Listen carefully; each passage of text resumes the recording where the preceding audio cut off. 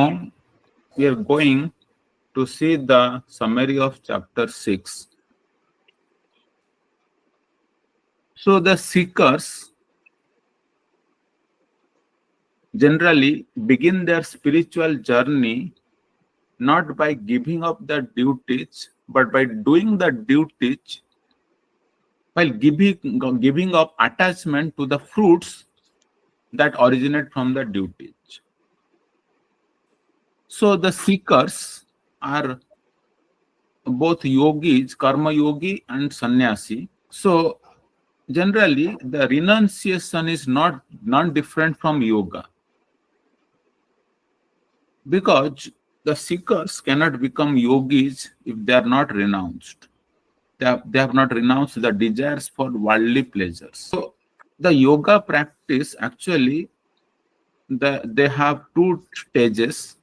One is the yogis, they progress by doing their duties, and the neophyte yogis, they progress by doing their duties, and the advanced yogis, they progress by ceasing or by not doing the material duties, but focusing entirely on spiritual duties and spiritual enlightenment. So the advanced yogis, they renounce all worldly desires. They don't act for sense gratification. They don't work for gaining piety, and they don't want for any other material desire. So they expertly use their mind for elevating themselves and not letting themselves be degraded by their mind, because the mind can be both the friend and the enemy of the self. So one should learn to master the mind, then it will become his or her friend. But if he fails to master his or her mind, it will remain the enemy. One who masters his mind, he becomes peaceful, and his realization of higher self becomes smooth. So they stay unaffected amidst the ups and downs in life, the pleasure and pain, and honor and dishonor. So because they are internally content, because they are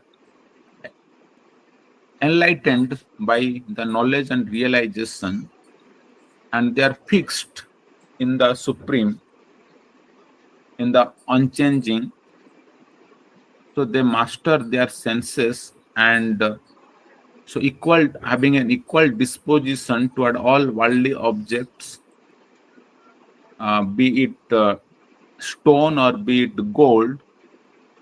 By having spiritual connection, they become advanced yogis. So the yogis who are advanced, they consider even the well-wisher, even the enemies, all at an equal level. They deal with everyone with a sameness of mind. They focus constantly on the self.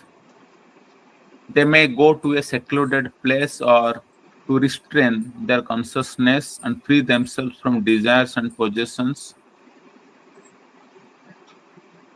So to focus on the self, they may go to a clean area, have a steady sitting place, and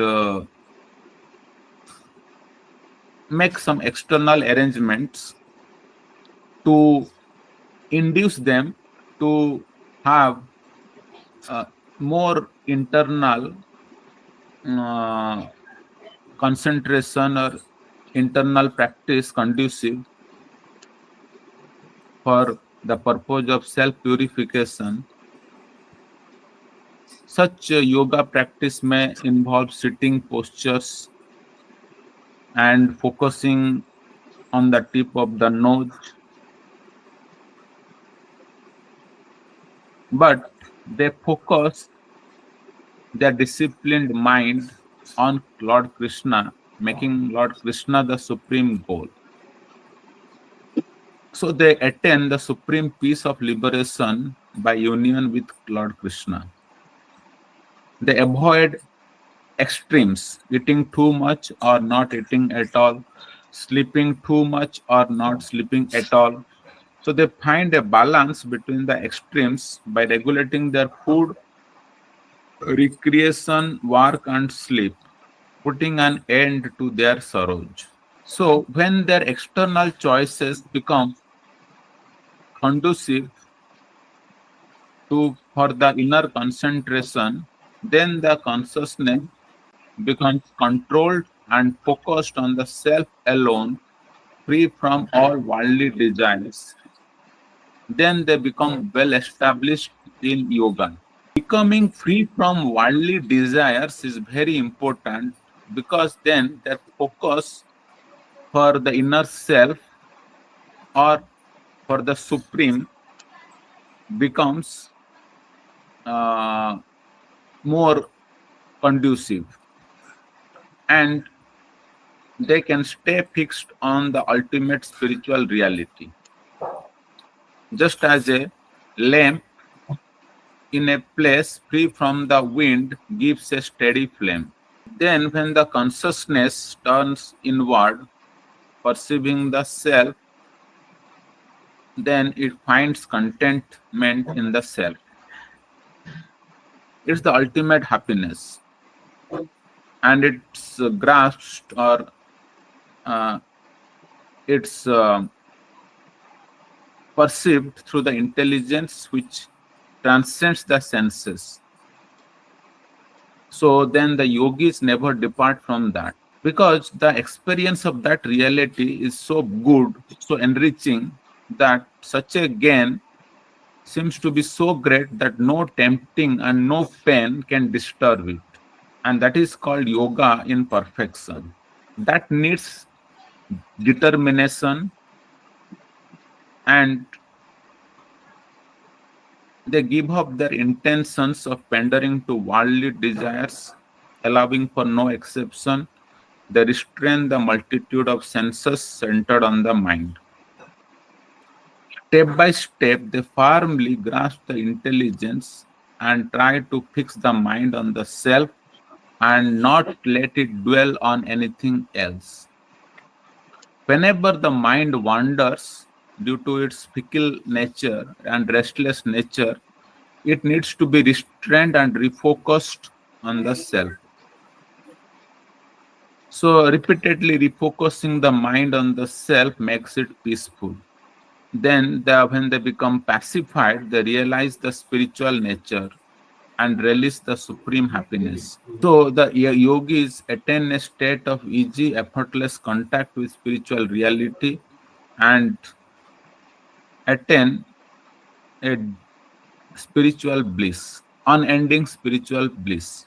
So, when the yogis see Supreme Lord everywhere and see everything in the Supreme Lord Krishna, then Lord Krishna never becomes lost to them, nor they become lost to Lord Krishna. When they become situated in this understanding about the all-pervading Lord Krishna, they always dwell in Lord Krishna in whatever way they may act. They understand the essential spiritual sameness of all living beings. For all beings share similar hopes for happiness and fears of distress. Yogis with such a vision are to be considered the highest. This path appears to be impractical for Arjuna to make the mind steady through the yoga practice because of the restless nature, fickleness nature of the mind. But Krishna advises that through the method of practice, regular practice and detachment, it is possible to steady the mind and to restrain the mind. By striving with proper means, or following a bona fide spiritual process, it is possible to steady the mind. Those who fail sometimes to attain that spiritual perfection in this life, what is their fate? This is the question asked by Arjuna, to which Lord Krishna says that they will never meet with misfortune.